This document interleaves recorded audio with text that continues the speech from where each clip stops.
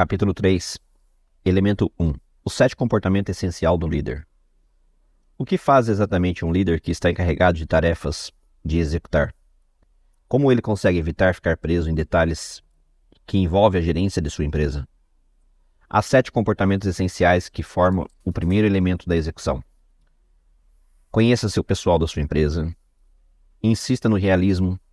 Estabeleça metas de prioridades claras. Conclua o que foi planejado. Repense quem faz. Amplie as habilidades das pessoas pela orientação. Conheça a si próprio. Conheça seu pessoal e a sua empresa. Os líderes têm que viver a sua empresa. Em empresas que não executam, os líderes em geral não têm contato com a realidade do dia a dia. Eles recebem muitas informações, mas filtrada, apresentada pelos seus subordinados direto, com suas próprias percepções, limitações e agenda, ou coletadas por outros funcionários com suas próprias perspectivas. Os líderes não estão onde a ação está. Não estão envolvidos com a empresa. Por isso não conhecem a sua organização de forma abrangente e o seu pessoal não a conhece de verdade. Larry. Suponha que um líder vá a uma fábrica ou uma sede da empresa e fale para as pessoas que estão lá. Ele é sociável, é bem educado, mostra um interesse superficial pelos filhos de seu subordinado, como estão indo na escola, o que eles acham da comunidade e assim por diante. Ou ele conversa sobre World Series, Super Bowl, ou sobre o time local de basquetebol. Pode fazer algumas perguntas superficiais sobre o negócio, como qual o nível de receita. Este líder não está envolvido no negócio. Quando a visita termina, alguns dos gerentes podem sentir um alívio, pois tudo parece ter corrido bem. Mas os gerentes que são bons ficarão desapontados. Perguntarão a si próprios: qual foi o ponto? Tinha se preparado para perguntas difíceis? Boas pessoas gostam de ser sabatinadas, pois sabe mais sobre o negócio do que o líder. Irão se sentir frustrados e sem energia. Não tiveram a chance de causar uma boa impressão para o líder, e este com certeza tampouco causou uma boa impressão. E é claro, o líder não aprendeu nada. Na próxima vez que ele fizer o prognóstico sobre a empresa, a imprensa ou os analistas de valores imobiliários podem até ficar surpresos e impressionados, mas os funcionários saberão mais e eles se perguntarão: como ele pode dizer essas coisas com tanta confiança quando não tem a mínima ideia sobre o que está acontecendo aqui? É mais ou menos o que fazia os políticos americanos, que costumavam ir ao Vietnã, dar uma olhada, dar uma volta, conversar com os chefes dos comandos militares, analisar algumas estatísticas e então proclamar que a guerra estava sendo ganha e que eles podiam ver a luz no final do túnel. Certo. Quando eu vou a uma fábrica, é porque eu ouvi alguma coisa sobre o gerente e eu preciso confirmar pessoalmente o que eu ouvi. Eu ouvi dizer que ele é eficiente, eu vou tentar reforçar suas habilidades.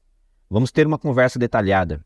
E eu sei que ele vai fazer algumas perguntas boas, mas vou lhe dizer algumas coisas às quais eu havia pensado antes. Se eu ouvir ele dizer que ele é ruim, eu vou decidir se é capaz de fazer o trabalho ou não. Eu quero ver o tipo de equipe que ele tem, por isso posso aprofundar as perguntas para ter uma impressão mais nítida sobre, mais consistente. Em seguida, eu falo ao máximo de pessoas que eu consigo na fábrica. Passo meia hora fazendo uma apresentação sobre a empresa. Então, eu respondo algumas perguntas durante essa uma hora. Eu posso perceber pelas pessoas e pelas perguntas como elas são feitas, o diálogo do gerente que ele se comunica com o seu subordinado. Se ninguém fazer pergunta, eu também sei que não é uma comunidade aberta. Se as pessoas têm medo de fazer perguntas ou perguntas difíceis, como qual será o bônus no final do ano, eu sei que não vai ser muito intercâmbio livre de ideias. O líder do sindicato está lá também. Ele ouve as minhas histórias e pergunta se haverá demissões. Minha resposta é: ainda não decidimos. Os clientes ajudam a decidir se a fábrica vai ficar aberta ou não. Neste caso, temos que nos tornar competitivos em termos de custo, e rapidamente isso significa que a produtividade da fábrica tem que ser melhor e melhorar muito. O ponto é que quando você pesquisa, aprende coisas de seu pessoal também. Todos ganham com o diálogo e você aumenta a importância da liderança na fábrica, permitindo que ela fale sobre o negócio. Eis um exemplo típico de uma viagem alguns meses atrás, pois de voltar da Honeywell, eu visitei uma fábrica em Freeport, Illinois, que fazia sensores. Era um antigo negócio da Honeywell, que não era a última palavra em termos de práticas de contemporânea, exceto que tinha muitas iniciativas produtivas como Six Sigma de digitalização. Ninguém havia pedido para a liderança implementar essas iniciativas.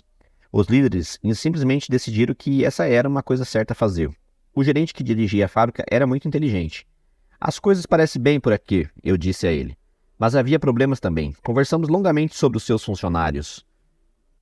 Há quanto tempo essas pessoas estão aqui fazendo esse mesmo trabalho? Perguntei. Muitas estavam lá há muito tempo. São boas pessoas, eu disse. Mas vamos transferi-las, promovê-las, de modo que você possa trazer novos funcionários de vez em quando, com novos pontos de vista. Você tem que trazer outras pessoas com novas ideias ou estará sempre se repetindo. Em outras palavras, você ouve as ideias das pessoas que lá estão e perde os novos pontos de vista dos recém-chegados. Então eu perguntei por que o pessoal de qualidade se reporta à manufatura? É como colocar a raposa tomando conta do galinheiro, eu disse. Quero que a qualidade analise manufatura. Em seguida perguntei por que o cara do desenvolvimento não está aqui? Você quer fazer algumas aquisições e ele está lá fora, fazendo outra coisa? Hoje, mas não deveria realmente estar aqui comigo? Ele deu uma desculpa esfarrapada, então me mostrou produtos que a fábrica manufaturava e fez um bom trabalho. Mas falhou em suas previsões. Não conseguimos prever a queda na atividade comercial. Ele disse que, quando perguntei por que razão disse que não tinha certeza, ele disse que costumava usar o sistema baseado no índice de produção industrial, que tem uma correlação de 74% do seu negócio. Pesquisei e descobri que era 74% de retrospecto. Isso não é previsível. Conversamos um pouco sobre isso e ele concordou que tentaria controlar alguma coisa que fosse mais útil. Mais ou menos do que o índice em si estava interessado em como achava os índices que previa a receita para os negócios. Então conversei com os funcionários juntamente com ele. Quando encontrei outras vezes posteriormente, eu disse: você tem 9 fábricas para um negócio de 600 milhões de dólares. Você deveria ter menos fábricas. Ele sabia disso, mas agora tinha que decidir quais fechar. Além disso, as fábricas faziam tudo o que era necessário para manufaturar os produtos. Você não tem que terceirizar alguma coisa para outras empresas que podem fazer isso de forma mais econômica? Eu disse. Eu, a propósito, decida o que é terceirizar antes de saber o que fabricar e quais fábricas fechar, pois queremos saber como será a configuração final. As pessoas na reunião tinham me dito que havia feito algumas inovações tecnológicas, mas não tinha um advogado de patente, por isso eu perguntei quem protegia a propriedade intelectual. Perguntei sobre os leilões eletrônicos e disse que o gerente que ele tinha que comprar algumas coisas de forma, pois era mais barato. E eu admitia que estava desatualizado quando isso, e finalmente a empresa tinha uma miscelânea de sistema, um problema muito comum a propósito. Eu disse que ele precisava fazer esses sistemas conversarem entre si, sem gastar uma fortuna. E ele disse que iria descobrir como fazer isso. No entanto, essas são boas notícias. Eu estava entendendo e revivendo o programa Six Sigma da empresa que havia sido deixado de lado na minha ausência. Mas o programa Six Sigma do gerente estava justamente acima de todas as outras coisas. Precisava de poucos ajustes, mas ele tinha muitos faixa pretas. Pessoas com o máximo de conhecimento e disciplina. Seu pessoal estava trabalhando no projeto certo e tinha todas as métricas corretas para os clientes. Seus esforços de digitalização eram também muito bons. E outra vez, ele fez isso sem influência da matriz. Era impressionante. Eis aqui que nós dois combinamos de fazer para melhorar o negócio. Ele tinha que formar um mix de pessoas, senão os cérebros iam acabar mofando. Ele não podia ter tantas fábricas, ele tinha que terceirizar mais para tornar os custos competitivos. Ele tinha que proteger sua propriedade intelectual, era nossa vantagem competitiva. E ele precisava começar a participar de leilões eletrônicos para que comprasse de forma mais inteligente. E ele também tinha que descobrir como integrar melhor os seus sistemas. Eu o deixei com alguns desafios muito importantes. Para ele, um homem admirável num mau ano. Eu estava fazendo a coisa certa e sabia como agir em relação ao que estava faltando. O que conseguimos com esta visita? Primeiramente, ambas as partes chegaram a um comum acordo bastante claro sobre o que o gerente precisava fazer para melhorar o negócio. Em segundo lugar, foi um bom exercício de orientação. As perguntas difíceis que Larry fizera ao gerente, enxergar a realidade do seu negócio, mais claramente prestar atenção no ambiente externo. O gerente e o seu pessoal entenderam o ponto de vista do CEO sobre as vantagens competitivas. E o diálogo os ensinou como pensar sobre o negócio de uma forma mais analítica e rigorosa. Em terceiro lugar, Larry encorajou e motivou a equipe da fábrica energizada a esse que é um modus operandi de um processo consistente que torna as empresas mais competitivas.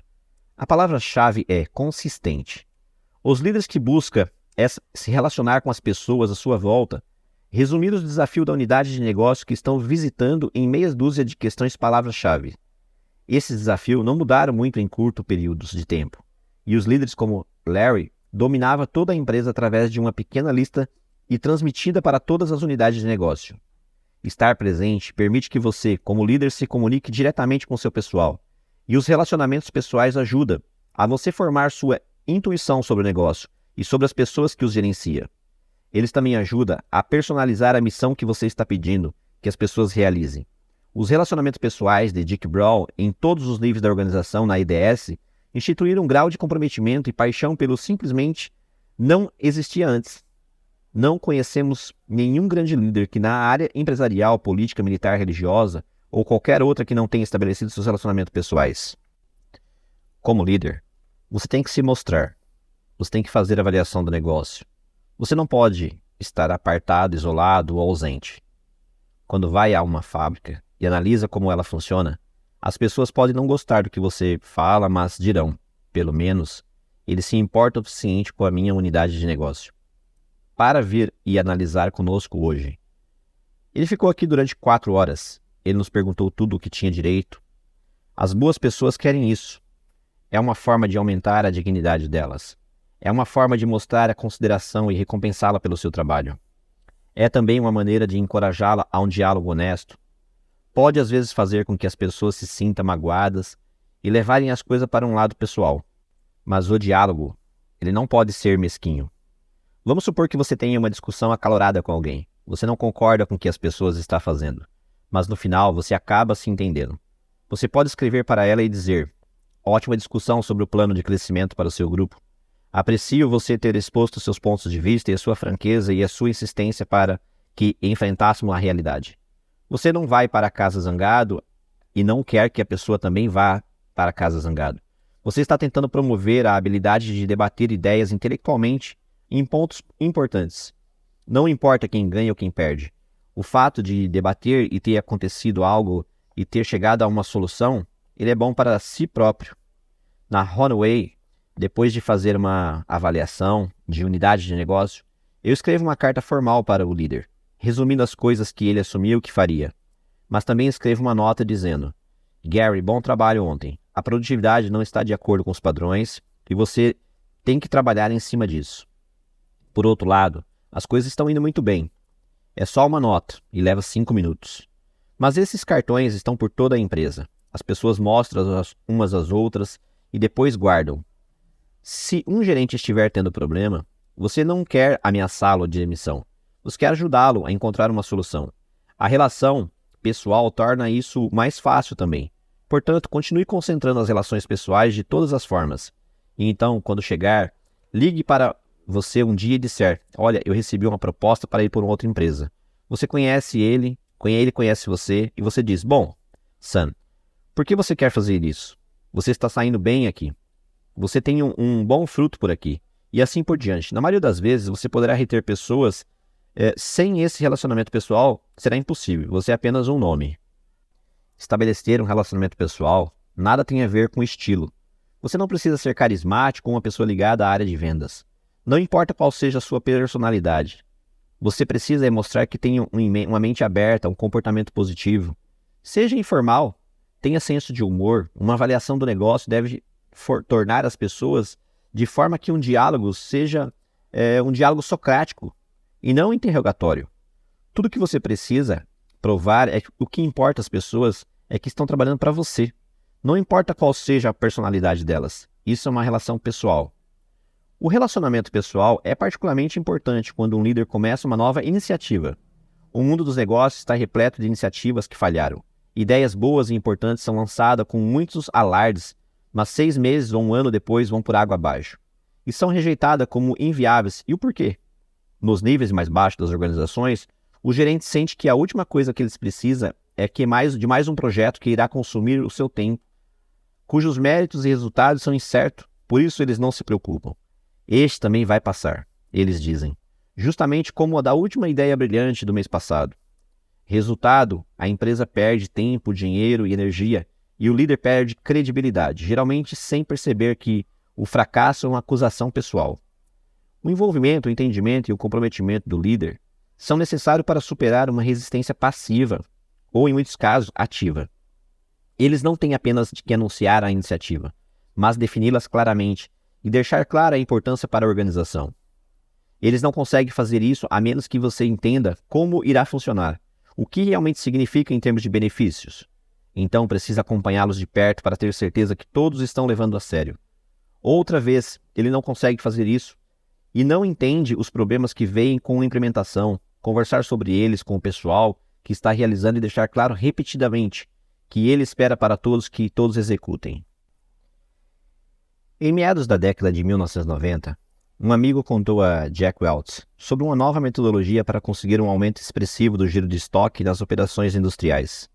Relativamente poucos líderes de negócio entendiam então o que é uma poderosa ferramenta para o giro mais rápido de estoque. Significava em termos de gerar caixa e aumentar o retorno sobre os investimentos. A GE disse ao amigo de Welch: poderia gerar caixa se conseguisse aumentar o giro de estoque em toda a empresa. E ele deu a Jack Welch o nome de um especialista nessa metodologia, Emmanuel Campores, o CEO da American Standard. Naquela época, a American Standard tinha atingido em algumas fábricas mais de 40 giros de estoque em comparação ao quadro, na maioria das empresas. Welch ficou entusiasmado com a ideia, mas não estava satisfeito em conhecer apenas o conceito. Ele queria entender como as coisas funcionavam pessoalmente. Em vez de mandar alguém da área de manufatura para investigar, ele fez uma visita a Campores e passou várias horas com ele. Então ele deu continuidade a isso para aprender como faria desde o início. Aceitou um convite para dar uma palestra na American Standard e durante o jantar que se seguiu, sentou entre dois gerentes da fábrica de Campores, um do Brasil e o outro lá do Reino Unido, cujas fábricas tinham atingido um giro de estoque de 33 e 40 respectivamente. Walt passou a noite toda fazendo perguntas sobre os detalhes, as ferramentas, a arquitetura social, como eles venciam as resistências em relação às novas metodologias. O presidente do conselho da GE não tinha nada melhor para fazer no seu tempo? E é claro que não. Ao se envolver profunda e pessoalmente com o assunto, ele aprendeu o que ele precisava para executar tal iniciativa lá na GE. Ele aprendeu quais habilidades, atitudes deveria ser exigida das pessoas e quais recursos seria necessário. Assim, ele foi capaz de fazer as mudanças necessárias acontecerem rapidamente em sua empresa, que era tão grande. Quando Welch se aposentou em 2001, o giro de estoque tinha dobrado, chegava a 8,5. Insista no realismo. O realismo é a cerne da execução. Mas muitas organizações estão repletas de pessoas que estão tentando evitá-las ou encobri-las. E por quê? Porque torna a vida desconfortável? As pessoas não querem abrir a caixa de Pandora. Elas querem esconder os erros e ganhar tempo para descobrir uma solução em vez de admitir que não tem uma resposta no momento. Elas querem evitar os confrontos. Ninguém quer ser o mensageiro que leva um tiro ou um causador de problemas que desafia a autoridade de seus superiores. Às vezes, os líderes simplesmente negam a realidade. Quando pedimos para eles descreverem os pontos fracos e os pontos fortes de suas empresas, eles geralmente descrevem somente os pontos fortes e muito bem, mas não são tão bons para identificar aqueles pontos fracos. E quando perguntado o que eles pretendem fazer em relação aos pontos fracos, eles respondem e raramente é clara ou coerente. E eles dizem: temos que atingir nossas metas financeiras. Bem, é claro que temos que atingir nossas metas financeiras. A questão é como fazer isso. Foi realista para a AT&T adquirir um monte de empresa de cabo que não sabia como gerenciá-las? Os indícios mostraram que não. Foi realista lá para Richard Tolman lançar simultaneamente duas iniciativas ambiciosas na Xerox sem conseguir ter os seus líderes? É claro que não. Como se faz do realismo uma prioridade? Comece por que ser realista.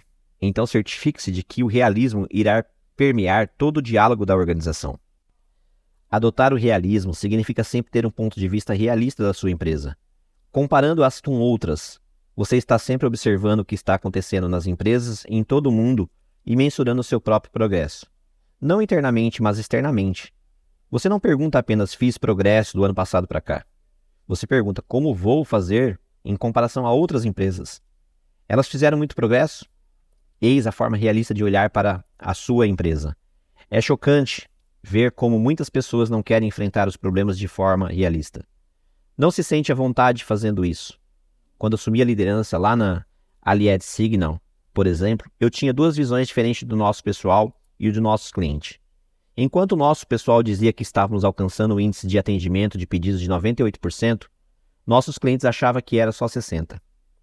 A ironia era que, em vez de tentarmos resolver as reclamações dos clientes, parecia que tínhamos que mostrar que estávamos certo e eles errado.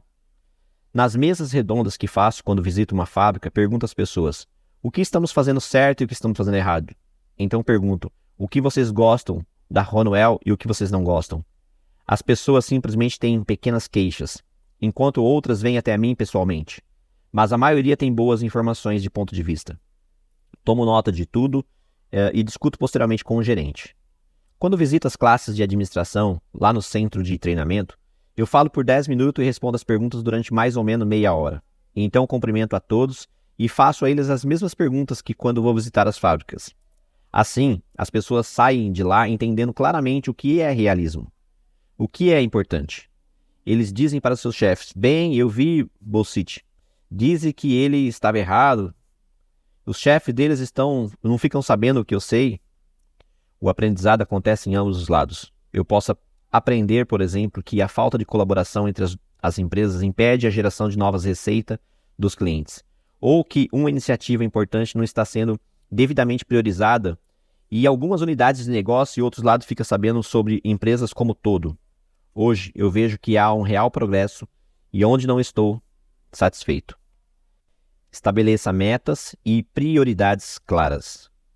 Os líderes que executam se concentram em algumas poucas prioridades claras que todos podem entender.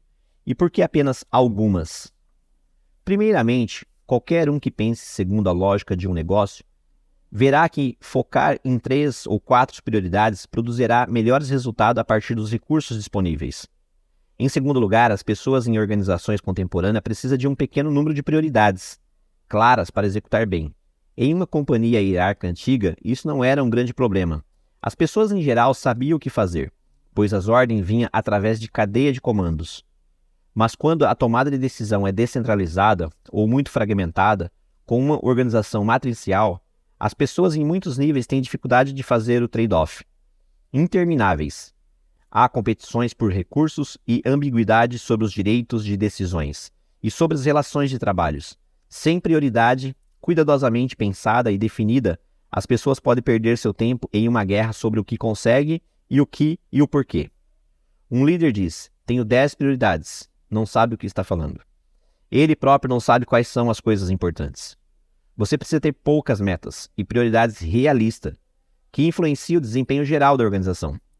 Por exemplo, a principal meta da Lucent em 2002 é sobreviver até que a demanda por seus produtos começasse e ameaçasse novamente.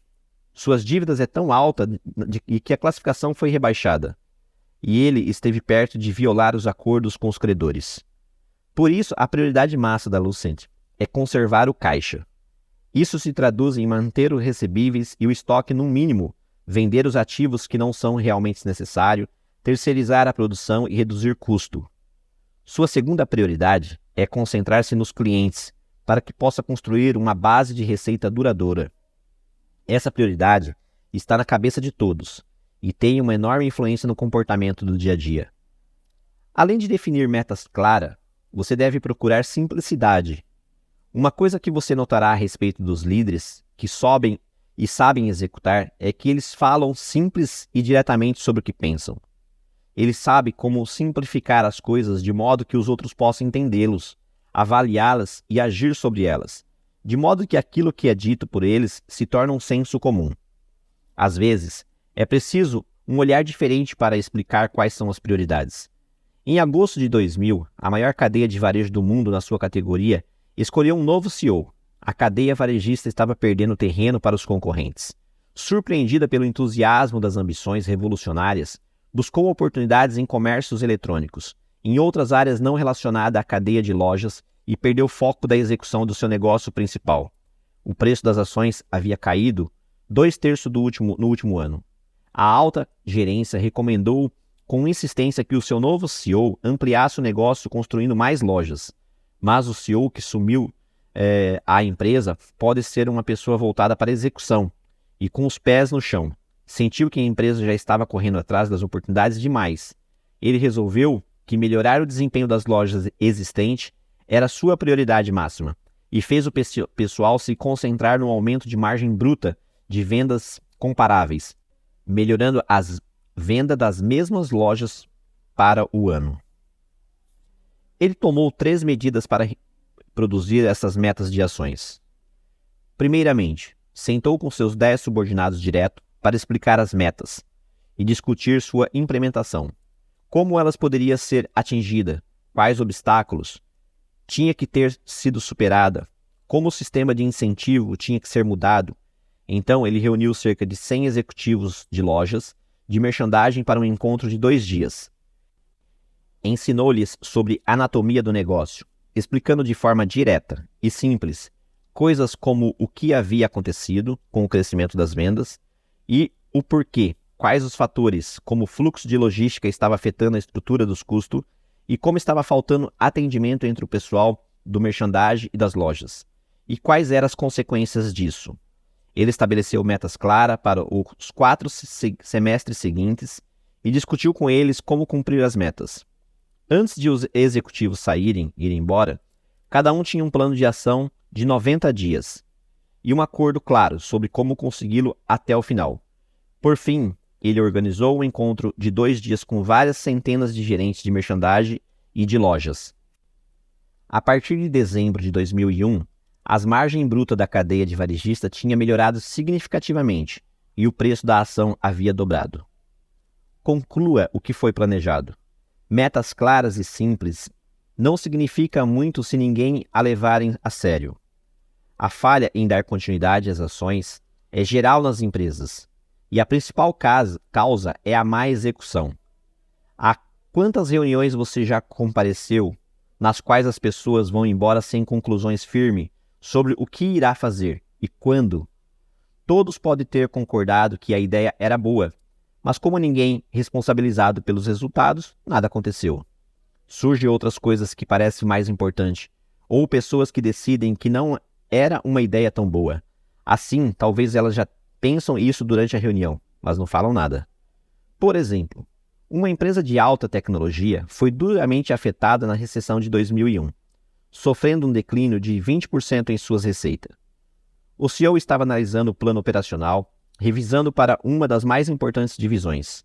Ele parabenizou o presidente da divisão por ter conseguido, junto com o seu pessoal, reduzir sua estrutura de custo, mas notou que a unidade ainda estava aquém da sua meta. Sobre o investimento, e ofereceu uma possível solução.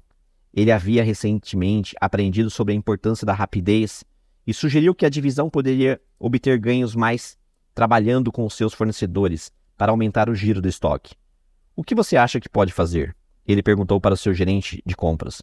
O gerente respondeu, com alguma ajuda da engenharia, achava que poderia fazer melhorar substancialmente. Eu precisava de 20 engenheiros, e o gerente acrescentou. O CEO voltou-se para o vice-presidente da engenharia e perguntou se ele poderia ceder os engenheiros para realizar a tarefa. O vice-presidente pigarreou e tossiu por meio minuto, e então disse, num tom frio, os engenheiros não querem trabalhar para compras. O CEO olhou para o vice-presidente por alguns minutos e finalmente disse, estou certo que você irá transferir 20 engenheiros para compras na segunda-feira. Então, andou em direção à porta, virou, olhou para o executivo de compra e disse, quero que você agende uma videoconferência mensal entre você e a engenharia, o diretor financeiro, o gerente da manufatura, para analisarmos o progresso dessa iniciativa tão importante. O que o CEO fez nesse caso?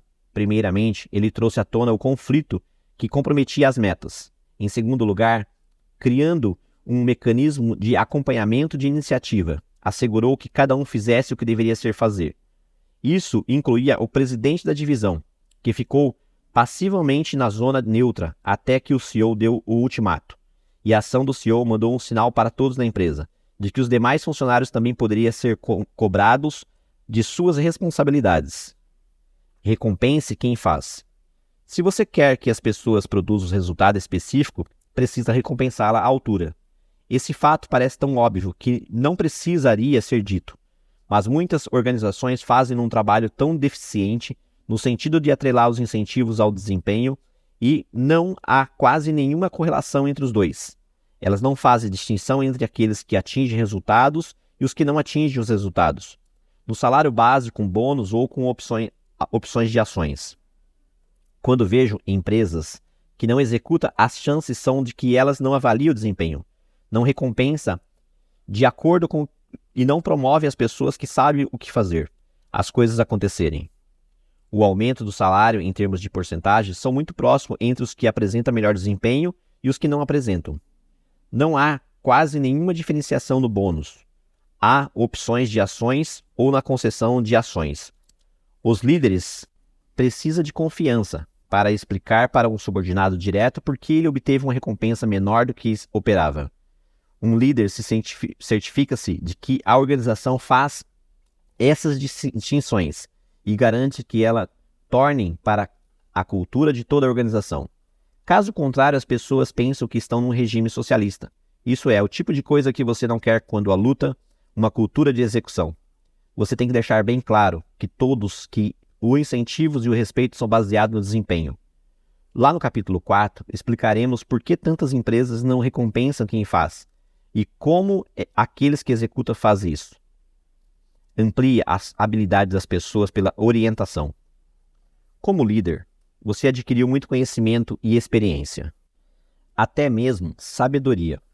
Ao longo do caminho, uma das partes mais importantes do seu trabalho é passá-lo para a próxima geração de líderes. É assim que você amplia a habilidade de todos na organização, individual e coletivamente. É assim que você obterá resultados hoje e deixará um legado pelo qual poderá orgulhar-se quando seguir em frente. Orientar é a parte mais importante do trabalho de ampliar as habilidades de outras pessoas. Você certamente já ouviu o ditado: dê um peixe para o homem e estará alimentando-o por um dia. Ensine a pescar e você estará alimentando pela vida inteira. Isso é dar orientação. É diferente de dar ordens e ensinar pessoas como fazer as coisas. Bons líderes consideram cada encontro uma oportunidade de orientar. A forma mais eficiente de orientar é observar as pessoas em ação e então dar feedback específico. O feedback deve destacar exemplos de comportamento e de desempenho que são bons ou que precisa ser mudado. Quando o líder discute a questão do negócio e organização num contexto de grupo, todos aprendem. Lidar com questões desafiadoras coletivamente, explorando os prós e contras, as alternativas e decidindo quais fazem sentido, aumentar a capacidade da pessoa individual e coletivamente, se isso for feito com honestidade e confiança. A habilidade de dar orientação é a arte de questionar, fazer perguntas diretas, forçar as pessoas a pensar e descobrir o que de fato busca. Eis um exemplo que observei numa análise de planejamento em uma grande empresa multinacional americana. O chefe de uma das maiores unidades de negócio estava planejando a sua estratégia para levar a uma divisão de terceiro para o primeiro lugar do mercado europeu. Um plano ambicioso, que dependia de ganhar participação de mercado agressiva e rapidamente na Alemanha. Foi uma apresentação motivadora, disse o CEO depois que terminou. Mas ele notou que a Alemanha era a sede concorrente global mais forte da unidade de negócio, e qual era 4 vezes maior. Como vamos ganhar participação de mercado? Ele perguntou. Quais clientes vamos conseguir? Quais produtos e que tipo de vantagem competitiva será necessário para bater os nossos concorrentes? Ganhar e sustentar participação no mercado. O chefe da divisão não tinha as respostas para as questões. O CEO então passou a avaliar a habilidade da organização. Quantos vendedores você tem? Ele perguntou. 10. O líder respondeu. Quantos vendedores seu principal concorrente tem? A resposta eu mal pude ouvir. O homem, ele estava tão encabulado. 200. A última pergunta do CEO foi mais uma afirmação. Quem é o gerente lá da Alemanha? Ele não estava em outra divisão até alguns meses atrás? Quantos níveis existia entre você e o gerente da Alemanha? Com perguntas simples, mas fundamentais, o CEO tinha exposto os pontos fracos da estratégia, que resultaria certamente num fracasso de execução. Muitos CEO terminam a conversa ali, deixando o chefe da divisão derrotado e se sentindo os últimos mortais e-o a fazer isso. Teria perdido uma grande oportunidade de dar orientação para todos os líderes em reunião, ajuntando-se com visitas e com pontos de vista do seu crescimento pessoal e crescimento da empresa. Mas o objetivo do CEO era educar a equipe sobre como planejar de forma realista. Deve existir alguma forma de fazer esse plano funcionar, ele observou. Em vez de tentar um ataque geral, por que não segmentar o mercado e identificar os pontos fracos do concorrente, ganhando na rapidez e na execução? Quais são as lacunas e a sua linha de produto? Você pode fazer algum tipo de inovação para preencher essas lacunas? Você pode identificar e enfocar os clientes que provavelmente irão comprar os produtos? No final da reunião, o líder, energizado pelo desafio, concordou em repassar o plano e retornar em 90 dias com uma opção mais realista. E todos aprenderam uma importante lição sobre a anatomia de um processo estratégico. Os mesmos princípios se aplicam à orientação dada a uma pessoa reservadamente, qualquer que seja seu estilo. Se você é gentil ou muito direto, seu objetivo é fazer perguntas que façam vir à tona a realidade das pessoas e ajudar para que precisam para corrigir os seus problemas. Vamos supor que você tenha uma pessoa que cumpre todas as metas financeiras, todos os compromissos assumidos, mas o seu comportamento é horrível. Charlie faz as pessoas trabalharem 7 dias por semana. Ele é o tipo que grita, não quer contratar mulheres. Você o chama e diz, gosto de você, Charlie, mas as coisas que você está fazendo vão impedi-los de cumprir as suas metas financeiras mais para frente. As pessoas vão mais apoiar-se a esse tipo de absurdo. Você tem alguma opção? Vou ser o seu orientador. Vou falar pessoalmente com você. Quero que esse comportamento mude. Do contrário, você não irá longe ou vai ter que sair. Charlie pode argumentar que seu comportamento não é tão ruim. Você lhe mostra as evidências. Ok, eu tenho 10 pessoas aqui que dizem que é ruim. Todas estão erradas? Você não as faz vir trabalhar nos finais de semana? Tem um livro com datas que mostram que todo o seu pessoal vem aqui aos sábados e domingos? Eu disse que para todos aqui. Não quero que você aqui todos os domingos. Isso é mentira. Não. Bom, então esse comportamento é ruim, certo? Certo. Agora vamos pensar em como resolver isso. Isso não é o fim do mundo, mas precisamos dar um jeito. Às vezes, as pessoas como Charlie conseguem resolver problemas e às vezes não. Se falharem, você tem que se ver livre delas, pois no final isso afetará o resultado.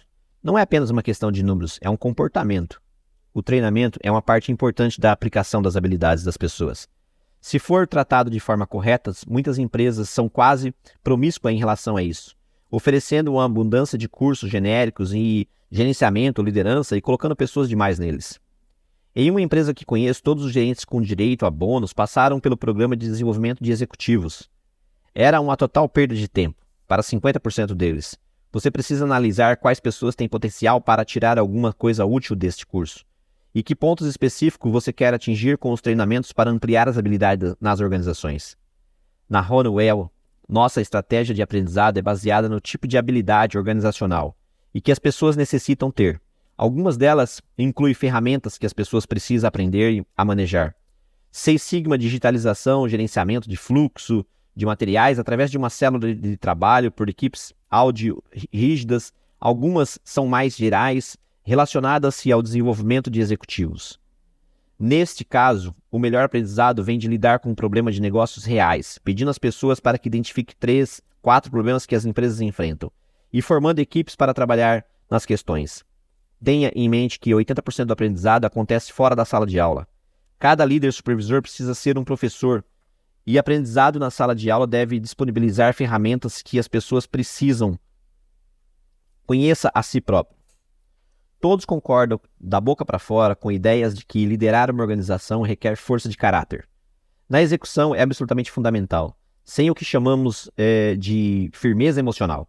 Você não pode ser honesto consigo próprio, lidar honestamente com a realidade do negócio e da organização ou fazer avaliações francas das pessoas. Você não consegue tolerar diversidade de pontos de vista, mentalidade, background de pessoais que as organizações necessitam para evitar crescer para si e para si próprias. Se não consegue fazer isso, você não consegue executar. É preciso firmeza emocional para estar aberto a qualquer informação que seja necessária. Não importa se você gosta ou não de ouvir. A firmeza emocional lhe dá a coragem para acertar pontos de vista que são o oposto do seu e tratar dos conflitos, e a confiança para encorajar e aceitar os desafios no ambiente de grupo. Permite que você aceite e lide com os seus próprios pontos fracos. Seja firme com as pessoas que não estão desempenhando bem e que lide com a ambiguidade inerente de uma organização que se move rapidamente e é complexa.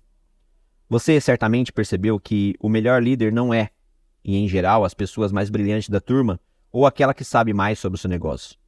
O que dá a uma pessoa mais confiança para ser líder em relação às outras é que são nitidamente melhores em uma dimensão e outra. Aqui vai uma dica. Um certo executivo não tinha uma qualidade essencial para ser líder forte. Ele era CEO de uma grande empresa, na qual eu trabalhei, que tinha 2 vice-presidentes executivos, que reportava a ele. Um VP responsável por cerca de 60% do negócio da empresa. Era um antigo, confiável colega, completamente leal ao CEO. Mas ele era hesitante. Lá no fundo, o CEO sabia disso. Mas era incapaz de tornar difícil a decisão de dispensá-lo. Não era a primeira vez que o CEO tinha que lidar com esse assunto pendente. Da vez anterior, outra pessoa limpou a sujeira. No final, o conselho ordenou ao CEO que o despedisse, o VP. Com isso, o poder passou para o conselho. E a consequência inevitável foi que o próprio CEO foi embora pouco tempo depois. Esse homem era inteligente, agradável às pessoas e conhecia o negócio, mas não tinha firmeza emocional. Pelo contrário, ele tinha um bloqueio emocional, que o impedia de lidar de forma honesta com a inadequação de seu vice-presidente executivo. Os psicólogos sabem que algumas pessoas são limitadas, até mesmo incapacitadas, por bloqueios emocionais que o impedem de fazer as coisas que a liderança exige.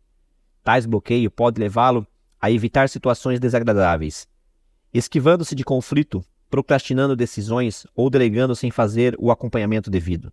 Na pior das hipóteses, pode levar o líder a humilhar os outros, sugar a energia e plantar a desconfiança. A firmeza emocional vem do descobrir a si próprio, e o autodomínio é a base das habilidades das pessoas. Bons líderes aprendem quais são os pontos fortes e os pontos fracos específicos, principalmente no que diz respeito a lidar com pessoas. Então, melhorar ainda mais os pontos fortes e corrigir os fracos. Consegue a liderança quando os seus seguidores veem em sua força, sua confiança interior e a habilidade de ajudar os membros da equipe a produzir resultado e ao mesmo tempo em que amplia suas próprias habilidades. Um líder firme de longo prazo tem um arcabouço ético de referência e que lhe dá o poder de energia de realizar até a tarefa mais difícil. Ele nunca se desvia daquilo que ele acha correto. Essas características vão além da honestidade ou da integridade. Ela vai tratar as pessoas com dignidade. É uma ética de liderança empresarial. Os líderes em organizações contemporâneas podem conseguir esconder a sua firmeza e a sua fraqueza emocional por algum tempo, mas não para sempre. Eles encaram desafio à sua força emocional e o tempo todo. Não conseguir enfrentar esses desafios compromete o resultado. Fazer acontecer depende, afinal, de uma série de comportamentos. Sem firmeza emocional, é difícil desenvolver esses comportamentos em si mesmo e nos outros. Como a sua organização pode enfrentar a realidade das pessoas, não fala honestamente se os seus líderes não têm a confiança para trazer os conflitos à tona e resolvê-los, ou receber crítica sincera. Como o grupo corrige erros de melhorias em seus membros, não tem firmeza emocional para admitir que não possuem todas as respostas. Colocar as pessoas certas no cargo certo requer firmeza emocional. A falha em lidar com os que apresentam mau desempenho é um problema extremamente comum nas corporações e, em geral, os resultados de bloqueio emocional do líder. Além disso, sem firmeza emocional, você terá dificuldade de contratar as melhores pessoas para trabalhar com você. Porque se você tiver sorte, essas pessoas serão melhores que você. Trarão novas ideias e energia para a empresa. Um gerente que é emocionalmente fraco evitará tais pessoas com medo de que elas minem o seu poder. A sua tendência será proteger sua frágil autoridade. Ele se cercará de pessoas com as quais possa contar com que sejam leais a ele, e irá excluir aquelas que irão desafiá-la como novas ideias. No final, tal fraqueza emocional irá destruir tanto o líder quanto a organização. Durante todos esses anos trabalhando e observando em empresas, identificando quadro de qualidades e chaves as pessoas podem com firmeza emocional. Autenticidade, um termo psicológico. Autenticidade significa muito mais do que você pode imaginar. Você é real. não uma imitação. Sua pessoa exterior é a mesma e a sua pessoa interior não usa máscara que você usa. Você é o que você diz. Somente a autenticidade cria confiança, pois mais cedo ou mais tarde as pessoas vão descobrir quem você de fato é e que você está dissimulando. Não importa, é a ética da liderança que você defenda. As pessoas irão observar o que você faz. Se você fizer mal, os melhores irão perder a sua confiança em você.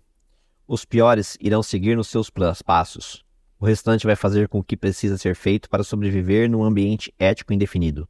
Isso se torna uma barreira generalizada para fazer com que as coisas aconteçam. Consciência de si próprio. Conhece-te a ti mesmo em um conselho tão antigo quanto as montanhas é o cerne da autenticidade. Quando você se conhece, você se sente à vontade com seus pontos fortes e não derrotado pelas suas deficiências. Você conhece o seu lado obscuro e o seu comportamento e os bloqueios emocionais. E tem um modus operandi para tratar com eles. Você conta com as pessoas que o cercam. A consistência em si próprio dá a capacidade de aprender aos seus erros e o seu sucesso permite que você continue crescendo.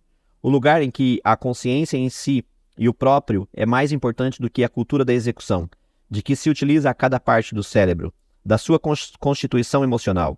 Poucos líderes têm o poder intelectual de ser bons juízes de pessoas, bons estrategistas e bons líderes operacionais, e ao mesmo tempo conversar com os clientes e fazer com que todas as coisas no trabalho exigem, mas se você sabe onde estão as suas deficiências, pelo menos você pode reforçar as áreas de algumas e ajudar a empresa à unidade.